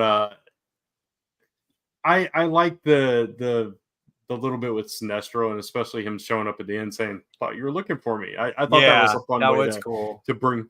Yeah, so I like that aspect of it, and I like Hal thinking that like this whole thing that Carol needs to talk to him about is like about them, and it was nothing to do with them. So I thought that was funny, and but it was a fine story. But again, I could have done without those backup stories. Yeah, I almost felt like this story was like a starting over point almost. Like they knew that they had to say, okay, we kind of got to reset things a little bit here to get people back Yeah. on board. And that's why I At think it least was a they little did bit of a reference slower it issue. too. What was that? Yeah. At least they did reference Night Terrors as well. Yeah. I like the potential of this book. I think it has a lot of Yeah. potential. Like I think it feels very Jeff Johnsy. It feels like it has a direction. I'm still not sure about what the hell they're doing with Carol, but at least she's in the book. Yeah. I like they're on Earth, but I agree. Like, is there anything that really happened in this issue? Not really until the end, but it's more of a setup issue. We'll see where it goes. I want to love this book, and I just like this book so far. I do appreciate that they're doing something different though. So his ring stops working when he goes into space, which I think is really cool. Yeah. That's a new wrinkle to it. And then now he can like make different color constructs instead of just a green thing. Yeah. Which is that's weird. what he originally could do. Yeah, it is weird, but yeah, I don't know. We'll see where it goes though. Indie Key Comics says, I'm not a big channel like Mike, but my channel just hit 1,000 subscribers in 10 months. So that's really good. So congratulations on that. Yeah. Keep it up. Somewhere.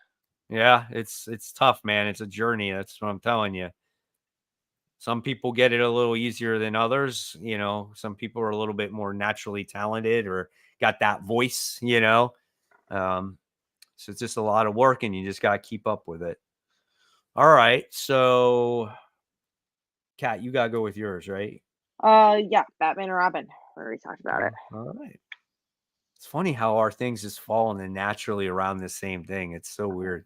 It is. I will say we barely just talked about any comics, and this is where this stuff falls. Oh yeah, we don't know. Like, if anyone ever thinks we talk about comics throughout the week, there's some books that be, oh, you should read this, but we really don't give each other's opinion until this show. Right. Yeah, it's either you should read this or I wish I hadn't read this. Yeah, exactly. Like maybe, and that's not even every week. It's like maybe every 2 to 3 weeks we'll be like, oh yeah, go like make sure to read this book because it was good, or like, oh damn, that sucks.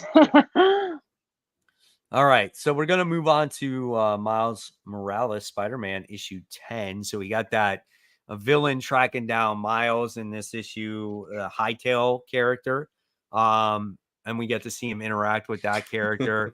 He's dealing with the whole situation of him dealing with his spider sense not working right. He's having his, mental issue on top of it. And I think by the end of it, what happened, Brand? He came face to face with Blade, right? I guess vampires were attacking Blade him. And his daughter. Yeah. Bloodline was there. Yeah. So I guess it looks like they're going to be teaming up together now. Yeah. I didn't love this issue, actually. I didn't love it either. It's not in my top 5. I like the mental health stuff, but I thought it was resolved way too fast. Like he did breathing exercise and he's like, oh, this is the most normal I've felt in a really long time. I'm great now. And it was like, I don't think that's how mental health works, but sure. Hey, and, if it works for you, hey, that's great. Yeah, so there were some abrupt things in this issue, and it felt like they were really trying to push it to get past that part to get to the vampire stuff. Yeah. This is the first issue of this particular run that I felt like that with. So hopefully that it's just like an oddball issue in this run. So maybe he'll suffer through that mental illness or something like that. Maybe he'll have anxiety attacks or something, and maybe he feels like, oh, it's all good now, so who knows. I think it's going to be a continued an ongoing situation for him, because he does mention he's like, for the old techniques that worked, I have to do them harder and more again. So it looks like it might be an ongoing thing for him. Yeah, as it should be. Right. All right, so we talked about Green Lantern. We're going to jump on to number 3. I'll kick it off with Kat for this one. It was Green Lantern, so we talked about it. Brant. World's Finest Teen Titans, actually. Oh, wow. That was pretty high up for you. I like the story. But you're like, I am going to drop it next issue. Yeah, it was a fun story, but I know it's not going to continue. I didn't like the previous 2 issues as well. So, and mine was the Cole. So there's that. There you go. All right. So just like that, now we're going to move on to number not number. We're just moving on These are to two Incredible books Hulk. that I don't read, so Oh, there we so go. Brent gets to sit back and Yeah. relax. So Incredible Hulk is another solid story. Unfortunately, Nick Klein Yeah. was not the artist in this particular issue. There's a guest artist because the book came out a couple of weeks ago, so we know now why an issue came out very quickly here. But we got to see Man-Thing in this issue, and like he absorbs the Hulk, and I guess there's something going on where there's this creature that's possessing different people or whatever it is. It's really a way lot out there. Charlie, her name is? What's her name? Yeah, Charlie. Charlie's past, because you get her brother or someone. Yeah, and it you was get her this lady. brother. Mhm. Yeah. And I was like, oh, that's really cool. Like, this is a book I think actually is paced pretty well. Like, we're getting a lot of information. It's only issue 4. And this could have been a filler issue, especially with a filler artist, but I actually think you get a lot in this issue. Yeah, story-wise, it was cool. Mhm. I like seeing Charlie, how she was like on the run and she was on the news and she had to leave. Yeah, And who knows what she did wrong? We don't know. right, and I'm very curious to hear more of her story. Mhm. And I think this is just she's in a very integral part of this comic book. So Sure. I can't wait to see more of this. Yeah, All I right. agree.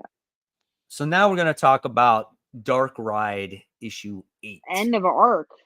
Yeah, and this issue like read so fast, you know, and I feel like a little bit like Joshua Williamson's got so much going on right now. I just feel like maybe this book suffers a little bit because I felt like this was a very easy issue for him to write, where it was just like, oh, let me have the devil, Danny the Devil, chase after him for multiple pages in this comic, right? And there wasn't a lot that went on, but you did get instances where you got to see the mom and you found out how she died, and kind of like the mom knew about the whole situation, and her telling him to kill her so the devil can be happy, so the park can run and things like that. And now they're after the 2 kids. Well, at least the son anyway. And the daughter too. I Yeah. like this issue a lot, actually.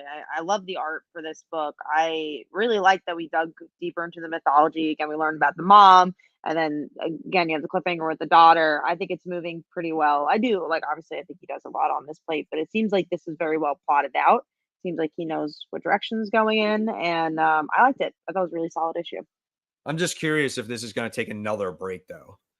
Oh yeah, no, I think it will. I think Yeah. we're gonna have a couple of months off for this one. So Which 'cause sucks that because I felt- feel like it just returned. I know. Yeah, exactly. And that's a shame because it is a solid book. All right. So now let's dive into number 2. Brant, give it to me. The Cull. So we already talked about it. He had to think about it for a second. He's looking at that screen. He's like, the call. Yeah. Dark Ride comes out in November. Just so you Oh, guys okay, know. that's not bad then. It's just 1 month. Okay, good. So what was your number 2, Kat? Hulk. All right. Just the art was. I think it would have been number 1 if it was Klein, but If the art, yeah. yeah, exactly. My number 2 was the Madness issue 2 of 6. okay. So book we didn't talk about, and in this issue, you wind up getting the origin story of that character, which I really liked because you got to see her multiple personalities on how they manifested, right? So it was just like she was a little girl, and then all of a sudden she had her little friend, and she named her, and people made fun of her, and then she made this thing like she got in trouble with school because they were calling her freaks, and then the Raven, which is the imaginary friend, wound up beating up one of the boys, and she wound up getting in trouble, and she told her imaginary friend, like, Raven, you got to go away. She's like, but if I'm ever in trouble, I'm going to say Ollie Oxen free, and then you're going to come out and you're going to help me. So what happened is later on in the as she gets older, she was at a Halloween party, and she basically had roofies in her drink, and she was going to get raped, and it manifested into what is the Madness character. So it's the other side of her, the evil or angry, really angry side of her that came out. So you got to see that whole entire origin tale. And it was really, really good. It was awesome, man. I really liked this book. So excellent stuff. I like the book. I actually liked issue 1 better. Did you?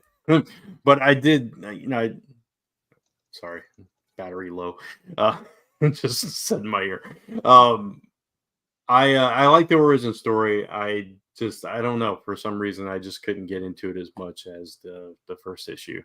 Probably because there was a lot more action in the first issue, but I did really appreciate the richness of that backstory and how her personalities came out, like you were talking about. So Right. I do like this book. I recommend reading this book. It just didn't quite make my top 5 this week. So. Gotcha. All right.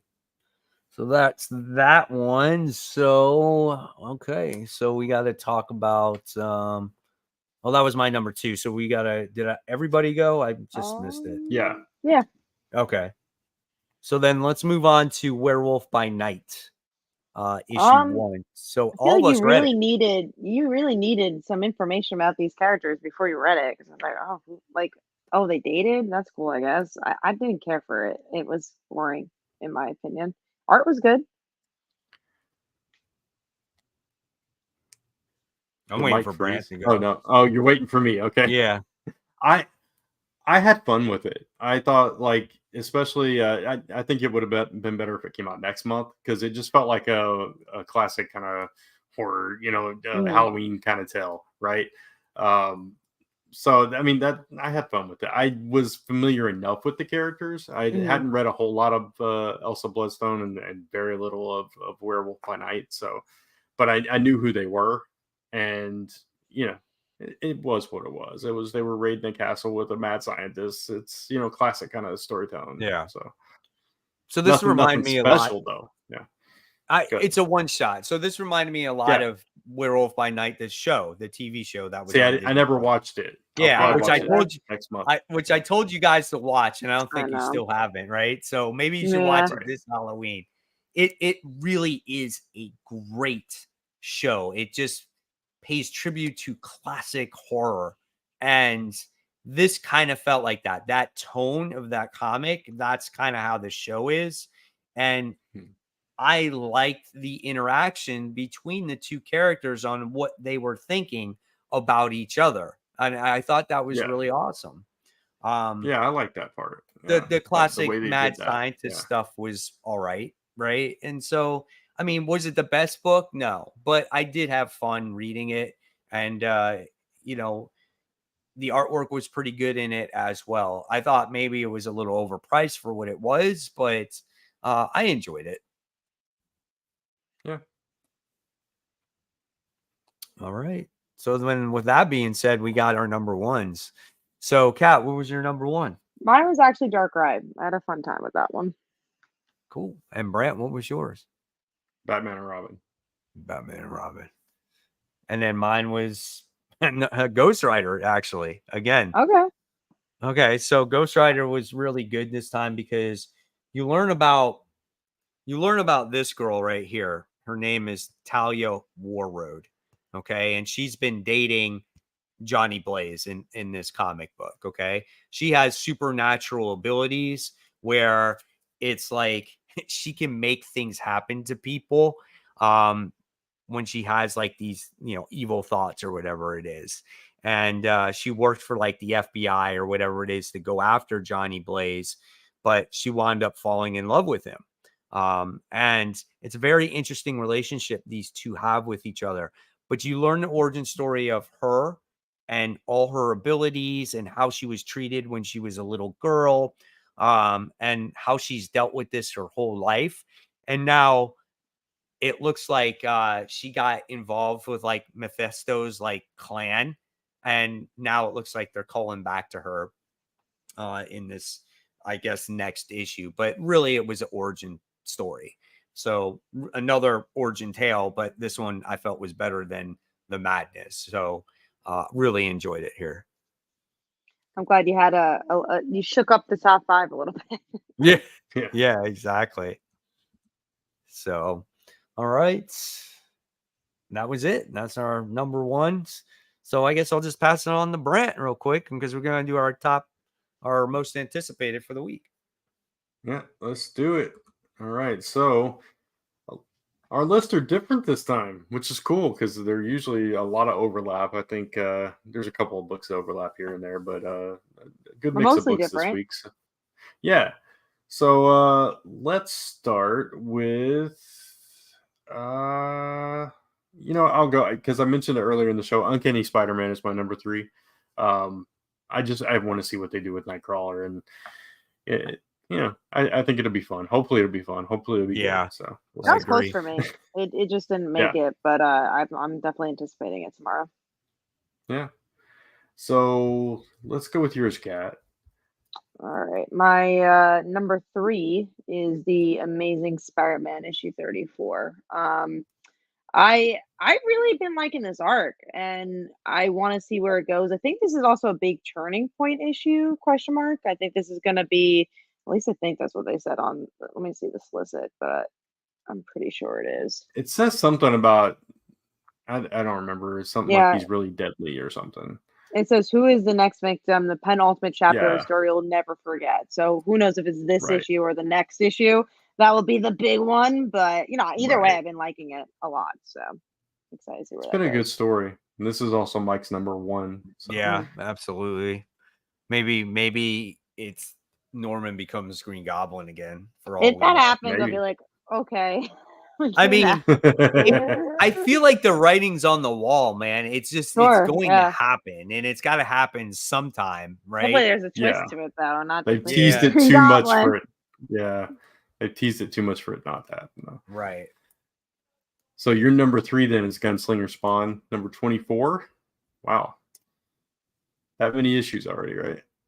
What's that? Yeah, 24 issues. That's insane, man. Before you talk about Gunslinger, one thing I want to mention from Barry, it lays out the next issues. One thing I did read about solicit is that the next issue, they said lays out the story for up until issue 50 or something. Like, it is obscene amount. Like, the next 20 issues, like, the next arc starts. I'm like, oh my God, don't. Yeah, the next arc is the gang war. So that's gang war for 20 issues. But go on with Gunslinger. I wanted to read that before we went to the next topic. Gunslinger is just an amazing book. I mean, if you just like affordable comics, if you love action, if you love great artwork, if you love a pretty edgy character, like, this is it, man. I love this. And just Gunslinger is dealing with a situation right now that is kind of tough, and he has to basically get out of it. He's has this bad sickness and like an angel disease or something like that, and they could kill him or drive him insane. So they got to see if they can cure him. But overall, just fun series. Yeah, I'm glad you're still enjoying it. Both mine and Kat's number 2 is Superman number 6. It's just been such a fantastic book. Yeah, it feels like what I've been talking about. I like serialized comics. I like things that feel new, but something's happening. It almost feels like a TV show, which is cool. Yeah, it does. And they're introducing so many things in this book, and like slowly, steadily. It's not like they're throwing everything at you, but they you sprinkle it in a little bit here and there. So it's been good. And then let's see, your number 2 then, Mike, was Predator versus Wolverine.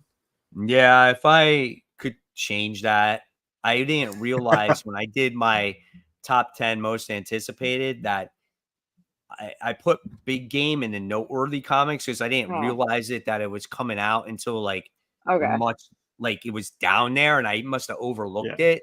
And that probably would have been much higher on my list because that is a really good comic.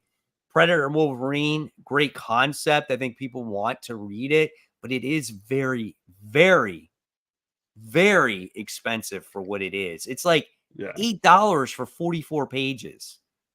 And that is crazy, man. We do have a super chat from Angel Rodriguez for $5 just because y'all mentioned Superman. Thank you. We'll mention it again next week. I mean, look at it. Look at his avatar there. So it works, right? It's perfect. We'll talk about all the super books. So I don't know that there's that many, but All right, are you guys? I don't think Cat's getting Predator versus Wolverine. No, I'm not. Are you? No, okay. I'll let you know how it is. Yeah. If you said it's like, oh my God, the best book ever, maybe, but I don't know if that's gonna happen. Right. It does sound like it would make a really good cover though, or a good Yeah, print. for sure. So speaking of big game, that's my number one. I love this series. I can't wait to see what happens in the next issue because it's like so many people are in that universe are dying left and right. So what else is gonna happen? So The Nightshade kids are in this next issue. oh yeah. Yeah, so Because they're that'll on be the cool. cover, I think, if I remember correctly. So Hopefully they don't all die. they can't because they got to continue the next volume, man. Right. So it'd be weird if they're the ones of everybody that survives. So it's like, hopefully we see Huck soon too. I know they teased him as well. Yeah, that's true. And then that just leaves us with Cats, which is Click Click Boom number 4, which almost made my list. So. I love this book. It ended on a cliffhanger last issue. You were like, oh, is that girl dead? Is that journalist lady dead? And I just think it's a really good character piece about two very different people who have to hang out with each other. So it's a great series if you're not reading it. Yeah. Highly recommend that one too. And that's it for our most anticipated. Cool. Pretty awesome. So I guess that's it. That's all we have, right? That is. Look, it was a jam-packed show for sure. Yeah, definitely a good show. It was nice to actually have some things to talk about for once, right? I agree. They stuffed it all in 1 week. They couldn't spread it out. Exactly. Like, We'll get more news when New York Comic Con comes out, I'm sure. Yeah, I'm sure. For sure. It's coming in like I read this. I did read this article in Bleeding Cool that I saw that it looked like, if I remember correctly, Transformers. It was a Transformers. Yeah, it sold really well. It sold like pre-orders were like 153,000 copies. Yeah, I'm not surprised. I'm excited. Look, I don't even like Transformers, and I am excited for this book. I think it's already out. The top 10 most anticipated for that month, and that's like my number one book. It's actually not out. Spoiler alert for my video for the month. That's my number one book is Transformers, and I was shocked when I put it together. But I mean, if anyone's gonna sell that book, that's good, man. Warren Johnson. We need comics. We need books like that to get people excited, man. And so I'm happy that that's creating a lot of buzz. So it's got a good team on it, and let's keep our fingers crossed that it's good. The preview looked pretty good that they showed it, Yeah, it did. So, all right. We're going to say goodnight for this episode. Thank you so much for watching, everybody. Of course, give this video a thumbs up if you liked it on Comic Book Weekly and Comic Book Corner 2.0. Make sure you share it. Make sure you subscribe to both channels, Comic Book Weekly, where you can watch all the episodes there, and Comic Book Corner 2.0. Don't forget to hit the bell for notifications, guys. Follow us on all the social media stuff, which is X and Facebook, Instagram, of course, on YouTube. I don't know. Maybe one day some other places too, but we'll see. Tumblr. I put a new logo in the thing for you. Remember you Tumblr? Said get rid of Messenger. There you go, X. Oh yeah, Messengers. What's the other logo? What is that one? TikTok. Oh, TikTok. I created an account just so I could put the logo on there. Did you really? I was gonna say we don't have a TikTok. What are we talking about? So now we have. We do now. There's no content, but we have one. All right. And Patreon. I'm glad we're not on Messenger anymore. Yeah. Don't message us. We don't want to hear from we don't want any messages. It's just like I don't talk to Mike and Grant throughout the week. Like I only talk to you guys on the show. That's it. I got no time for you. No, I'm kidding. No. We love you guys. It's so funny. All right, guys. Well, thank you so much for watching. Have a great new comic book day. We'll see you next week. We love you guys.